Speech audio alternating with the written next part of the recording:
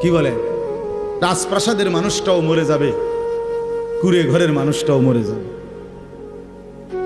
সুখের খাবার যার মুখে সেও মরে যাবে, ভিক্ষার থালা যার হাতে সেও মরে যাবে, যাবে না?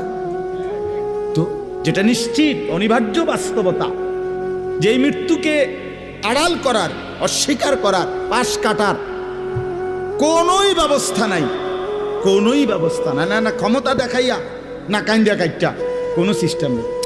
ক্ষমতা দিয়েও মৃত্যুকে ঠেকানো যাবে না, কাইন্দা কাইটাও কি করা যাবে না মৃত্যুকে। যেটা নিশ্চিত সেটাকে ভুলে যাওয়া কেন ভাই? কেন ভুলে যাব আমরা? আল্লাহর নবী সাল্লাল্লাহু আলাইহি ওয়াসাল্লামের যেই হাদিস আমি পড়ছি, এটাই নবীজি বলছেন, আকসিরু যিকরা হাদিমিল লাজ্জাত, আমার উম্মত প্রতিদিন বেশি বেশি